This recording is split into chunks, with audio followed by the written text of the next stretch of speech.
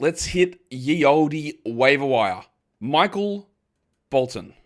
Thanks, Josh. It's Michael Bolton here, and it's time for another episode of the Locked On Fantasy Basketball Podcast. Let's get to it. Let's get to it, indeed. You are Locked On Fantasy, your daily NBA fantasy podcast. Part of the Locked On Podcast Network, your team every day. Hello and welcome to the Locked On Fantasy Basketball Podcast, brought to you by Basketball Monster. My name is Josh Lloyd, or as I'm known in classical music circles, the man with the freight train sonata. I'm also the lead fantasy analyst at basketballmonster.com, and you can find me on Blue Sky at joshloyd.bsky.social, on Twitter at redrock_bball, on TikTok at redrock_bball, and on Instagram at Locked On Fantasy Basketball. Today's episode is brought to you by FanDuel. Right now, new FanDuel customers can get $150 in bonus bets if your first $5 bet wins. Also, head to lockedondaily.com. Find the best newsletter for your favorite NBA team. That is lockedondaily.com. Jump over there and give it an old subscribe. All right, thumb up on this one and comment and bang and all that sort of stuff. It is today National Oreo Day. So if you enjoy some sort of white stuff in between two biscuits, I guess, there you go. You an Oreo fan? Okay, here is it. I feel like Oreos have a... I know, we're going to talk waiver wire. Oreos have a link, a parallel, I guess, with in America, with Tim Tams in Australia. If you don't know what Tim Tams are, Aussies, you know that. And obviously Oreos are available worldwide. But we see Oreos and there's like a million different flavors now. Super stuff, big stuff, no biscuit, all white, blueberry surprise, whatever, right? There's a million different options. Strawberries, whatever, right? Same with Tim Tams. With the original, then you got like honey chocolate, double cock, that sort of flavor, double choc, caramel, whatever. To me, for a Tim Tam, it's just got to be the brown packet, the standard one. And I feel like with Oreos, it should be the same thing. Blue sheet, standard, biscuits, white, whatever. Is it marshmallow? I don't know. Something in the middle. The other flavors, get them in the bin. Is that controversial? It might be. But hey, if I'm going to get feedback on anything from you, it's about Oreos. Let's talk fantasy basketball wave. I'm just looking at the screen at the moment. My face, there was some problems with my lights. We had like a little power surge. I had to work to get them back on, but something looks a little bit off with the lights. I might see if I can fix that up. I think that's a little bit better, but it's still not connecting properly. Shout out to Elgato and all of their light issues that just drop out for whatever reason. That's okay. We're here to talk waiver wire. Let's look at the most added players. Across the last 48 hours on Basketball Monster, your number one most added player and number two most added players are relatively obvious there in Dallas because of the situation there with Caris, obviously. Number one is Spencer Dinwiddie. Number two is Najee Marshall. I think both of those guys are 12-team options. Max Christie is in that mix as well. He has shown some struggles, obviously. He's had some decent moments. He's had some okay times. I think he's probably worth looking at. And I can see a situation where all three of these guys are between like 90th and 130th, which makes them solid enough without blowing us away. And someone left a comment on one of the videos, man, Dinwiddie's washed. Yeah, I know. He is. He absolutely is washed. He's not very good at all. They're going to lose a million games. But if you are the point guard of a team and you are going to get 30 minutes, yeah, he'll have some 30% shooting nights, but he could get 7 assists. He could luck his way into 16 points, hit 2 threes, get 2 rebounds and a steal while still being bad. That is... We see it with bad players. Killian Hayes had a little run for a period of time. We've seen it with a lot of bad players. So Dinwiddie is 100% washed. He will not lead them to wins. But their other options are nobody. There's no point guards. It's Brandon Williams, two-way legend. He'll get some deeper league run. But that's, again, this is not about... And we always have to make that differentiation. Is a player good? Is he good for fantasy in the moment? Is he bad for fantasy? Is he a good or bad or average or below average or elite or terrible real-life player? All these things have multiple designations. Dinwiddie is bad. He is a below-average NBA player. He's very well below average as an NBA starter. But it's all they've got. They don't have another option. So it's him, right? It has to be him. There's no other options there. So he's going to just luck. And you play on a bad team, you'd luck your way into Michael Carter-Williams' Rookie of the Year trophy. You luck your way into stats just by being there. That's how an NBA game works. You just generate numbers by being on the court. How many you generate is dependent on your skill level and how it gets done is all that. But if you're there, you get stuff. So they're the first two guys on the list. The next one is Kyle Filipowski. Now, last game was very interesting from Filipowski because instead of playing him exclusively as a center, They played him as a 4 next to Walker Kessler, and that should be all you need to say we are locked in here. Because he was obvious as a replacement for Kessler, as a great option. And this week, with all the bad teams they're playing, I still believe he is going to get many, many minutes, and lots of players are going to sit, and we've seen that for Wednesday. But if he's also going to play backing up John Collins or replacing John Collins, then we're in. Just get 25 minutes a night on average, and if you push that to 30, then you're cooking. So Filipowski, very clear ad everywhere. Obviously, I hope that we get a little 2-3 week run where he rediscovers his ability from college to block shots. If he's allowed to, of course. We'll see. Maybe that's one of the stipulations. I'm not sure. Banned from his family, banned from blocks. Who knows? Maybe he's able to get those back. He did do it in college. He hit threes, he rebounded, he passed, and he blocked shots. It was an unbelievable fantasy skill set. And it hasn't all translated over, but it's sort of there. It's sort of there. The next guy we're going to talk about is a guy that has been elevated in Atlanta. Caris, LeVert. He's still playing as a sixth man, but it doesn't really matter that much. We're getting good minutes off the bench. He's producing at a very high level. Over the last week, he is the 33rd ranked player in head-to-head leagues. He's 58th in points leagues. He's averaging 21, 3, and 3.5. There are numerous things on that list that have absolutely zero shot at holding, like 57% shooting, like 100% from the line, 2 steals, 22 points. None of that stuff is sticking. The 23 usage, 24 usage, sure. 2.8 threes, maybe. 3.5 assists, possibly. 3 rebounds, of course. That stuff is all realistic. 30 minutes, no worries. He's going to have a crash where you get 17% shooting for a period of time and you go, bloody this guy, right? That's going to happen. But for now, the value in him is very strong. It's incredibly enticing, and they are giving him the minutes, especially with Vit Krejci out. The LeVert, he's one of those guys that feels forever destined to be, yeah, we add him. Oh, we drop him. Oh, we drop him. Oh, we add him. Oh, we drop him. Because it's all just inconsistency that just has wild swings in all 3 percentage categories. But that's okay. He's cooking. The role is secure. You're going to have to just balance it out and see where it goes, but really strong stuff at the moment from Caris LeVert. The next 2 most added players, I can very much get behind adding Kelly Olynyk for now. Now, there are going to be problems with back-to-backs, and they have 3 games in 4 nights to end this week, and he will not play all 3 of them. They're the only team with 3 games in 4 nights from Thursday to Sunday. So he will play 2, Zion will play 2, CJ probably plays 2. So that will open up a little pocket of value for some other guys like Alvarado, Hawkins, Matkovic, Misi, but they're not doing very much at all at the moment. But you can sort of look to stream. I don't think they're must-hold players. Again, you can have different ideas about, hey, we should hold them because at the end of the week they get 3 games in 4 nights. Like, okay, I get that, but you're sacrificing value with the early part of the week. So I'd rather see what's available from a Pelicans guy at the end of the week versus hold through nonsense to begin the week and through last week to get there. But Olynyk at the moment is producing really well. And you'll be able to tell when you get to the end of the week and you see what happens on the weekend with that back-to-back, and do you need the extra game or can you just hold through Olynyk? I don't understand it. When he was traded, I don't think they're going to play him. And then he never reported to the team originally and thought, okay, it makes sense. They're not going to play him. They've got other guys they can try. Then they went, no, we're going to run it through Kelly Olynyk. Okay, that makes no sense, William. Why are you doing that? Well, but they are. So it doesn't matter why, because they are. The next name on that list is Andre Drummond, who was dreadful yesterday because Andre Drummond is washed. Now, being washed does not preclude you, Spencer Dinwiddie, from putting up numbers. It precludes you from doing it consistently. And in situations where we're in a spot where, say, Yabusele's not starting at the 4, then Drummond will be limited.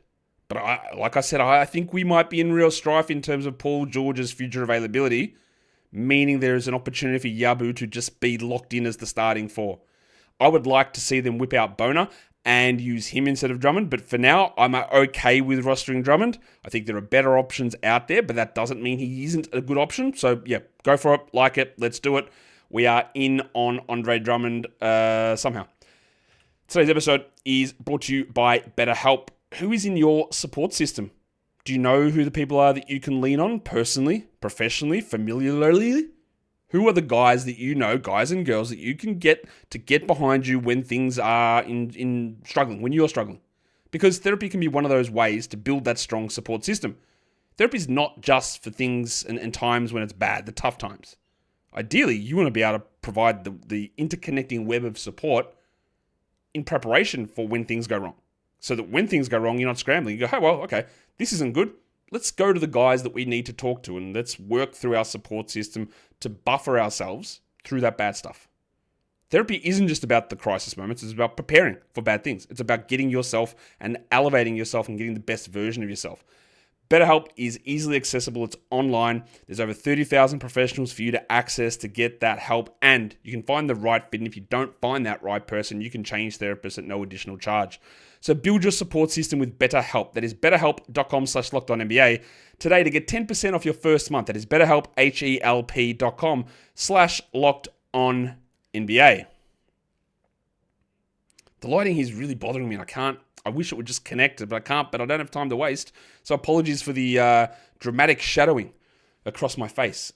Let's get into the next grouping of waiver wire names. The most added players on Yahoo, ignoring a lot of the ones that we just talked about already, but the most added player on Yahoo is the big fella himself, Kai Jones, who, by the way, has just popped up on the injury report as questionable. Of course he has. Quad strain. Remember, Jones has 11 games that he can play for the rest of this season. So if there's any doubt, I would say, of him being injured, they're just going to try and preserve that. Because again, I do not think Gafford returns. I do not think Davis returns. Lively, debatable. We'll see. So they're probably going to need him. So just watch that. But people adding Jones, you have to be aware of this restriction. It is distinctly possible that he just plays 11 consecutive games and then they say, thank you for your time. I will see you later. And they cannot replace him until the 10th of April. That is possible. But they also could KJ Simpson him.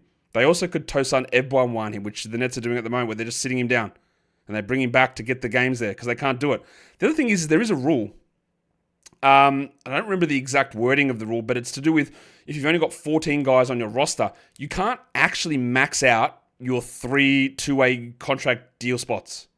Because they wanted to make the rule in the CBA that so teams didn't run under roster spots and save money by paying like the 3 two-way guys the cheaper prices and just cycling through those guys.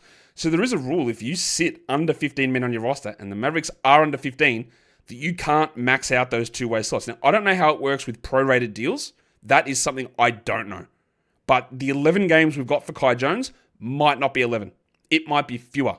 Now, they've got 2 other two-way guys as well that might cop that, but they will not have, from my understanding, because they've only got 14 guys on the roster and they've had 14 guys on the roster most of the season, they will not have access to every available two-way contract game.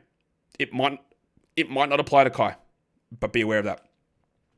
The next name on this list is the Hong Kong mattress himself, NBA.com legend Carson Wallace, who, with absences in Oklahoma City, with Dort being ejected in games and Isaiah Joe being out and Alex Caruso being out and Chet Holmgren being out. By the way, Chet out again on Wednesday for a lower leg contusion. Not good. Not the ankle, not the hip, a different injury. Carson's been getting a lot more playing time. Now, Wallace is not a high usage player, as you can see over the last week, 16% usage. He's 93rd in head-to-head leagues, though. He's 107th in points leagues. We don't think of him as a good points league player because he isn't. But 13.5 points, 3.5 boards, and 3.5 assists, he's getting by on a few things which, much like Caris, LeVert won't hold. 50 from the field and 100 from the line, not going to stick. 2.3 steals, actually that could stick. That could stick. He's available in a lot of different spots, Wallace.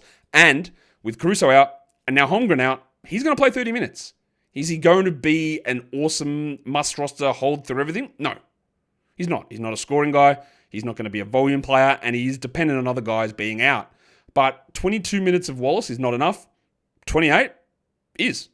For the right price, for the right team. Now, is he good enough to preclude you dropping him to max out games played for the rest of the week? No, he's not. But I like the ad. I like to see what happens with everyone out. And by everyone, multiple players out. It really does help him. So we are in on Wallace in this particular spot. The next name on that list is Cormac Christie. He is, again, I would have him behind Dinwiddie and Marshall in terms of ads in Dallas, but still a 12-team worthy player. He will have hot and cold streaks, and his value really does just bank on, can the shots go in? Whether they do or not, I don't know, but that is really what it comes down to. So he is fine to add. Brandon Clarke is an interesting name to me because of the Jaren Jackson injury. I would look to Aldama first, I would look to Edie second, and I would look to Clarke third, all in 12-teamers. Clarke is not going to play 27 a night, but he's one of those players that in 22-23 can help field goals, cannot hurt free throws, can get good rebounds, can block shots at a decent rate, a sneaky passer, like just little bits and pieces. Not as good in points, better in categories. So Brandon Clarke is there. The Duck, Luke Kennard, is another Memphis guy that's been added. Now, that is largely because of the Ja Morant injury. Now, this is Yahoo's added and dropped stats because they use a less than 24-hour period. So this is recent adds for Kennard. So I don't really get it because if Morant plays, Kennard is not really worth it. Like, he's fine as a single game streamer, but his value comes because Ja is out. The other interesting thing here is that Scottie Pippen is questionable in Memphis also. But I don't think that matters because Pippen wasn't really impacting Kennard. The only value of Kennard, and Ja did practice, is that if Morant is out. So I get it, but I don't. And the next most added player is Quentin Grimes, who was awesome. He's had a couple of bad games, but overall he's been very good. He is getting a million minutes. The worry I have is, does his knee explode? And by explode, I don't mean Kyrie Irving level. I mean, does it just get so sore he can't play? And that is the worry. But he's playing 39 minutes a night, 38 minutes a night. And we said this about Grimes immediately after the trade. If he gets the Nick Nurse minutes diet, we're in.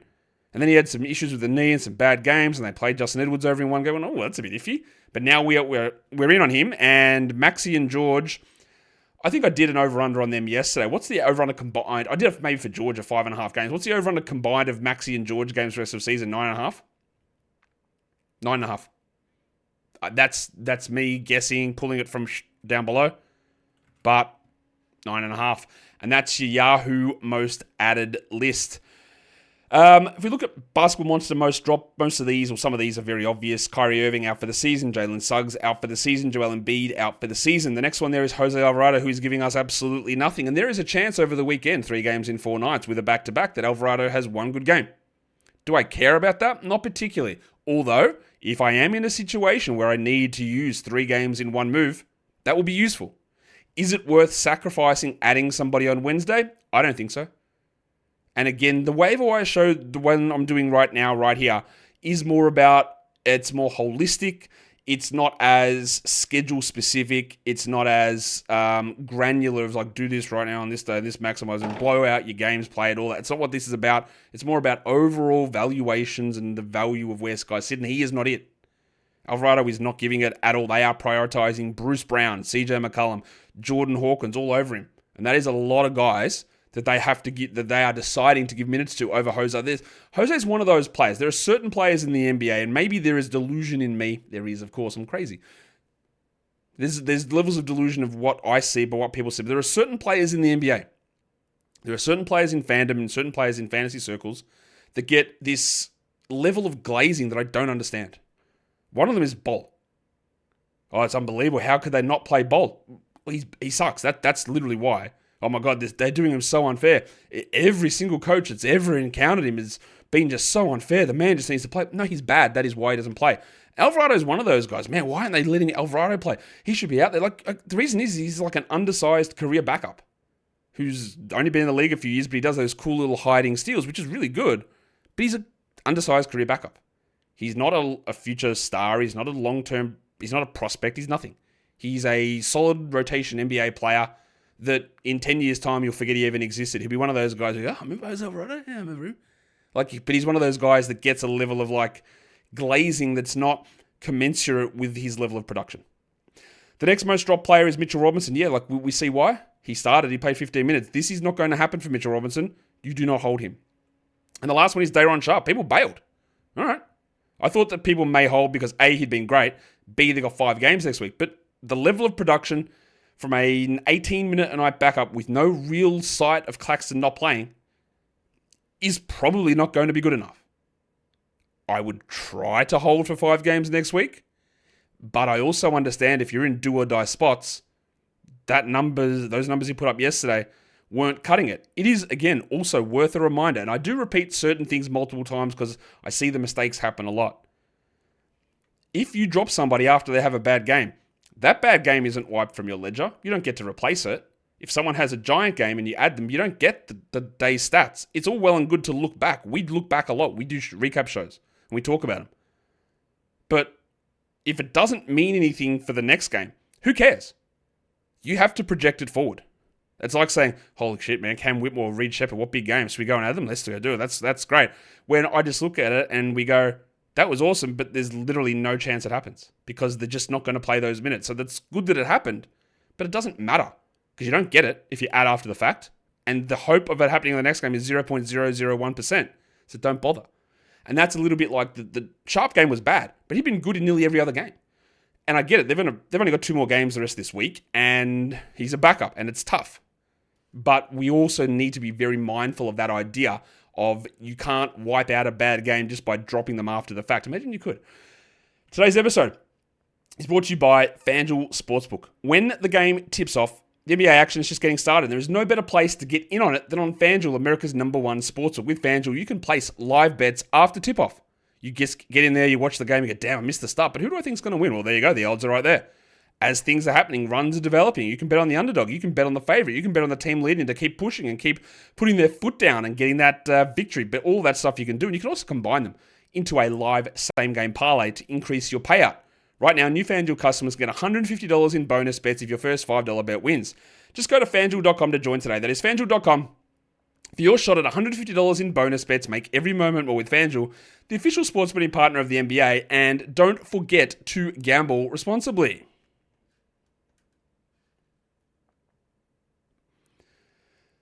Let's roll through the rest of this waiver wire show. We're going to head across to Yahoo, and we're going to look at the most dropped players over there on the last 48 hours. Number 1 is Bol. I can totally get behind it. Like I said, you are going to have people that talk about how bad it is that he didn't play. Again, the reason he did not play is because he is terrible. And they went through the Bol cycle for the second time, and he will come back. He will have another period later in the season where he comes back and he plays 25, 26 minutes.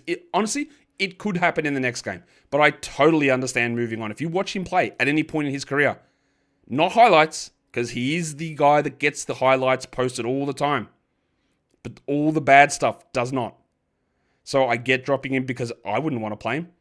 I wouldn't. He is bad.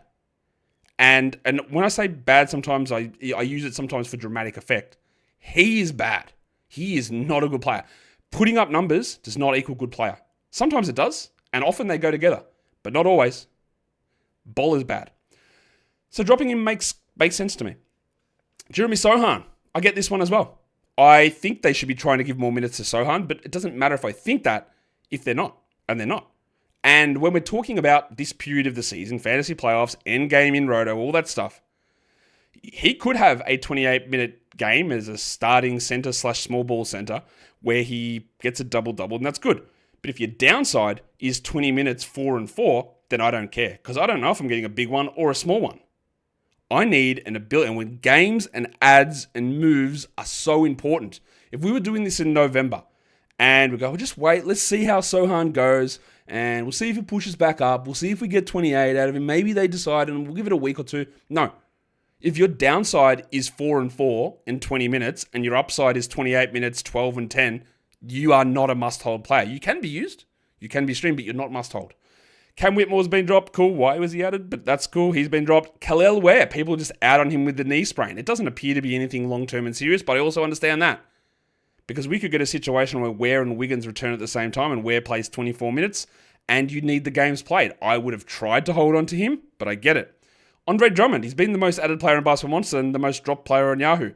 People overreacting to yesterday's game. Am I a Drummond guy? No. But the big avocado got into foul trouble. He played 19 minutes. He will do more than that.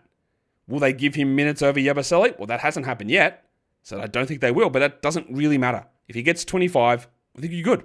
That's a reactive move. And then Quinton Post. Easy drop. Kuminga is coming back. Post is off the bench. He's a deep league threes streamer, and that is literally all that you get from him. Let's talk about some hot players over the last week. Davion Mitchell at the top of that list. He is, and he missed the last game, he is the 63rd ranked player. That's incredibly useful. Now we know where the value comes. It's 1 million minutes, but it's assists and steals, and he's shooting a little bit better. Is he a must roster? I know that you'll say 63rd is, but again, remember, that happened. Doesn't mean it will happen. He's fine. He's absolutely okay to roster. I don't even know if he's available to play today because he was listed as questionable. Let's double check that. Davion Mitchell is in. All right, so we escaped the problem there. So that's all right. He's totally good to roster. Tyrone Milk, 67th over the last week. He has been good, but the last few games we're seeing the stuff drop. We're seeing the efficiency drop, and he does get by on incredible shooting and high steal rate. He is okay to roster, but also he remains the 7th man on this team. And 7th man playing 21 minutes a night, relying on 47% shooting is always, it's like a powder keg ready to go off. And by go off, I mean blow up in your face, not in a good way. So just be cautious of it. Dunky Robinson, 86th. We know that it's Spoelstra. We know that this can be very, very iffy. We know that it can be volatile. So while Wiggins is out and Ware is out, then Robinson plays 30, 31 minutes. Maybe he gets you 15 points. Maybe that's 5 threes. Maybe a sneaky 3 assists get chucked in there as well. That's okay. It's not something I'd want to play long term, but it's okay at the moment. What I find interesting is the next guy on this list. I didn't think that he'd be ranked this highly. It is Carlton Bub Carrington. Bub is the 87th ranked player over the last week. That is obviously an impressive number. Bub has played 31 minutes during that time. He shot a ridiculously bad 34% from the field. He's at 11 points with almost 3 threes, 6 rebounds, 5 assists, and 1.3 steals. So that's a lot of value for him. He's at 29 fantasy points during that time, only 18 usage. And part of my issue with Bub as a long-term guy is, yeah, he's benefited from Jordan Poole being out and from Brogdon being out, and Brogdon's not coming back, I'm pretty sure on that. Poole will, I think. But Carrington hasn't really shown an ability to just push the usage up. The shooting is terrible. The steals, assists, and rebounds are pretty good. They're useful. I look at him as a stream-level player, not as a must-roster player. And remember, after the Wizards played on Monday, they have 2 more games this week. Now, one of them is Wednesday, so you can use him Wednesday. And then it's 1 game in the final 4 nights of the week, and that is an impossible hold. So while he is hot, while he is 87th on the back of some steal, assists, and rebound numbers, high threes, solid free throws, not great, that's usable-ish, but 1 game in 4 nights is not. And he's not good enough as a high-level outcome player at this point in his career to be someone that you hold through negative schedule periods like that. You'll notice that midway through me preparing this show, I realized that my Durant ranking system is a little bit more stable at the moment, and we're including it in our rankings lists on Basketball Monster. So on these graphics now, instead of a -1 rank, I'm going to put Durant there. Now, Durant is, in essence, it's a weighted -1 ranked formula for head-to-head leagues, except instead of using straight standard deviation Z-scores, it uses the I gotta double check what the name is. I thought that's what it was. I just didn't want to get it wrong. Yo Johnson transformations to get the proper identification of sample sizes and sample distributions. So that's what Durant is. So it just changes some of the numbers around slightly. I think gives a better representation for fantasy and categories and head-to-head league. So I'm going to start displaying Durant instead of -1 on these graphics, just so you're aware. But it just means it's a head-to-head category-specific ranking. So Bub's been good, but got some concerns. The 88th ranked player over the last week is Andrew Nembhard. It is largely on the back of what he did in the last game, and it's largely because Benedict Mathurin is out. So when Mathurin comes back, if he goes back and plays 28 minutes, Nembhard, I'm probably not going to be interested in it. But for now, we can use him. And the last one there is Al Horford, 102nd ranked player. He has played like 35 and 37 minutes the last 2 games with Porzingis out. They're for some reason loading him up. That will not be the case long term. When KP is back, he will play 18 to 23 minutes, and then he will likely sit on Thursday. He's definitely going to sit on Thursday. So while those numbers are good and it's worth discussing, Horford is a stream guy. That is it. We are only discussing him as a stream guy. He is not someone that you want to add and hold and use long term. Got 6 other names I want to talk about here. Aaron Nesmith, much like Andy Nembhard, Nesmith is doing well at the moment. He's shooting. That was just one of the worst sounding sentences I've ever said. He's doing well at the moment. Cool. That's insightful, Josh. He's playing well at the moment. He's shooting well. The minutes are up. He's generating pretty decent fantasy numbers. Now, overall, Nesmith is a guy that does get into foul trouble at times, but he's a guy, much like his first namesake, Aaron Wiggins, relies upon extremely high field goal percentage to get value. And that's not always going to be the case. In 28 minutes a night, I'm not really into Aaron Nesmith. 33 minutes, I'm a little bit more into it. And that is all, again, predicated, I believe, on Benedict Mathurin being out. So for now, we can use Neesmith. There's good numbers coming that way. But as a long-term thing, I don't think we look at it. We go to the number 1 overall pick now, Zachary Ricochet, who had an absolute stinker the last time we saw him. He had a great game the game before that. And unfortunately for Ricochet, or unfortunately for us, if we're trying to deal with Ricochet, is that there are so many games that are bad from him. He's available in a lot of spots. He's still only under 20% usage. 14, 4, and 1 assist. Like, that's not that good. Remember, average scoring is 17.8 for a 12-team league. 4 rebounds is below average. 1.3 assists is below average. 1.0 steals is below average. 0.3 blocks is below average. 43 from the line is disgraceful. He's shooting 56 from the field, which is obviously great, based on an 80% shooting game, and 2.5 threes a game is good.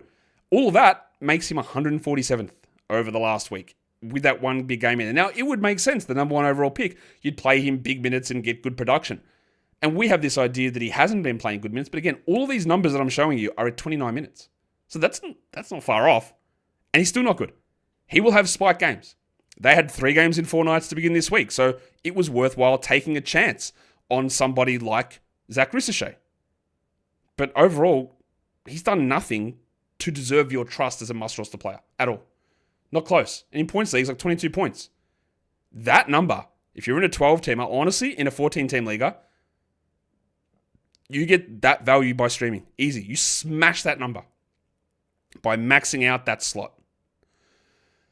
Nickeil Alexander-Walker is another name worth mentioning. He has been very good at portions this season, and I think largely with Gobert out, it is helping him because it means Reed plays more center, not at the 4, meaning McDaniels plays not at the 3, he plays at the 4, and Alexander-Walker gets minutes at the 2 and the 3. So he's doing well at the moment. He's producing numbers which would be useful for 12-team leagues without really any question. But is it something that I want to rely upon? Not really. He is good as a stream guy, but we don't do anything more with it. The next one is Terrence Mann, who, again, the Hawks, 3 games in 4 nights to begin this week. I streamed him in on my streaming plan. It's worked out bloody well so far. He has been great. Do I trust Terrence Mann? No, I don't at all. He's shooting, I think, 57% from 3 over this time. I'm going to double check that because I want to give you the right number. Apologies, I gave you the wrong number. 63% from 3 he's shooting over the last week, and he's still the 123rd ranked player in head-to-head category leagues. 11 points, 2.5 threes, because he's not doing anything else. But he is going to enter your consciousness because there's been a couple of solid games. The numbers are okay. They're pushing up. He looks decent, but it's not anything that we need to get super excited about. But as a stream guy, the minutes are there. Krejci is out. The value is somewhat close. The last 2 names, and I could throw a million other names in here. I could throw Mohamed Gay in there because he was great last game. Do I trust it? Not really. Malik Monk, who went to the locker room in the last game, came back. They said he was fine. He is out today, so cool. Good work for that. That means Keon Ellis has a massive opportunity and will be a great option. But I'm going to talk about some deeper league ones, or deeper stashy sort of, not even stash, just names to sort of keep an eye on, I guess. Toronto is going to be a mess. They're going to be a mess. Orlando Robinson is not on the 2-way restriction anymore. His contract got converted. Jakob Poeltl, I'd be very, very surprised if he finishes out the season. In fact, will he even hit 30 minutes once rest of season? Probably not. Robinson in 27 minutes, if he ever gets to that, will be a low-end double-double threat who blocks and hits threes and could be a decent free throw guy at times. And he will be there is definitely going to be a period this season. One of my calls in the preseason was there is going to be a period in late March, April, where we are talking about Ulrich Chomsky as a 12-team league stream guy. Now, that is wrong because Chomsky's not going to play because he's hurt his shoulder and he's out for the season. But Orlando Robinson, who wasn't on this roster, he was in Sacramento at the start of the season, he is going to fill that Chomsky role, and he is going to start games, and he is going to put up numbers at some point. The other one there is GG Jackson, or as Yahoo incorrectly labels him, GG Jackson II. Of course, his dad's name is not GG, so, you know. GG is going to get more chances. Jaren is out, so GG is going to play more. But is GG going to start? I doubt it. It'll be Aldama next to Edie with Brandon Clarke and Vince Williams also there. GG played 28 minutes last game with Aldama out and JJ getting hurt. He took 7 shots and did nothing. He is a points league guy versus a category league guy. He is a 1 category player, and that's 2 actually, if things go in, points and threes. who does nothing in other areas. And the reason he had even moderate success last season is everybody was unavailable. Bane was out, Morant was out, and then they just cycled through every player. And that's not the case this season. Yeah, Jaren is out, but that is it. So people will be adding GG. I know they are because I've seen them at him, and I've heard the questions asked. But Aldama, Edie, Clarke, Williams are the four Grizzly guys I prefer over GG Jackson. He might have a big game, and I know he will have one big game where he goes 9 of 11 shooting, has 25 points in 24 minutes, and everyone will go, man, remember GG? The kid's got a bright future. Memphis unearthed another one. That'll happen. But overall, the consistency is not there. The role is not super clear at this stage, and the overall breadth of his fantasy game is also not there. So I'm not going to get excited about that. But what I am excited about, well, not really, because I do like talking fantasy. It's the end of the show. It's National Oreo Day. I want to hear your takes on Oreos. How wrong am I? Am I correct, though? Maybe it is. Traditional only. That's the way I roll with Oreos. Hit the thumb on the video. Leave your comments down below. Hopefully by the next time I see you, the lighting is fixed and it don't look like I'm recording by candlelight in a library. Guys, keep it positive. Keep it good. Keep on trucking, as idiots would say. I don't know why I said idiots, but that's one of those phrases where you go, I guess if you use it ironically, it's funnier. I don't know. It's a weird phrase. Anyway, scrap the idiot part of it. But even if from a fantasy perspective, which you can extrapolate out to life, if you just lost one of your players out for the season, Kyrie, you know how you can look at a positive? You go, well, he had a 2-game playoff week, and he maybe wouldn't have been the 80th best player that week. All right, let's grind through. Let's stream the spot. Let's max it out. 7 games in that slot. Let's hit the next one. Let's add the Santi Aldama, the replacement for the next player that gets injured. Let's be on top of it. Let's see what happens to our opponents. Because you know what? When one injury strikes, that doesn't mean that no injuries strike anywhere else ever again. You can keep going. Luck will hit. Imagine you lost Wembanyama and your opponent had Kyrie and you go, I'm done. They got Kyrie and Jaren Jackson. What am I going to do, man? Like, they got everyone there. I lost Wemby, and then their team was Chet, Kyrie, Jaren Jackson. Chet's out today, Kyrie's out, Jaren's out. You're back in business. Guys, we are done here. Thank you so much for listening, everyone. Spooky time. See ya.